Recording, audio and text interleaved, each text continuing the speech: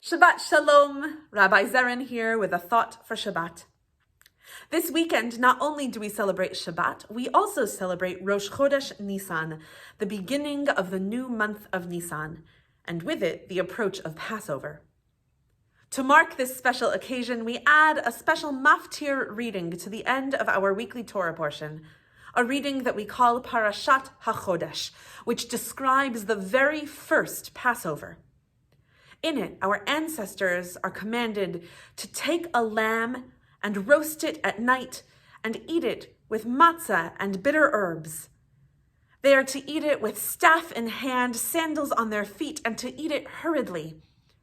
We know that this is the last meal they will eat in Egypt before fleeing to freedom. This, of course, becomes the prototype for our Seder today. But there's something very interesting when we compare our Seder with the description of the first Passover. On the one hand, our Seder is a reliving of this very first Passover. Like our ancestors, we celebrate at night. Like our ancestors, we eat matzah and bitter herbs, and we acknowledge the Passover sacrifice by placing a shank bone on our Seder plates.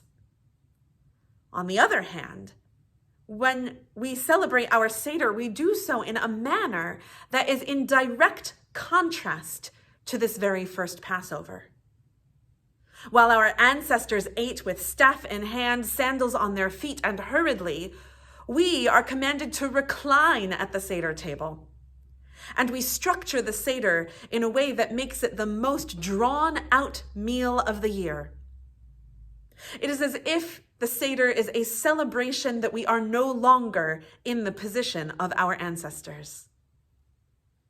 This encourages us to ask ourselves, as we enter the new month of Nisan and we approach Passover, what do we want to re-experience from years past? And what do we want to be different this time around? At the end of another week filled with difficult news, both from Ukraine and Israel, there is much that we all want to be different in the world.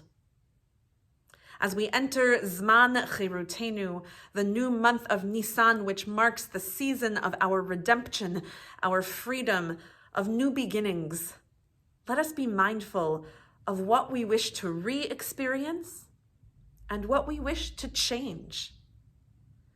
May our Torah readings and our rituals encourage us to embrace both the reliving of past experiences and the creation of the new.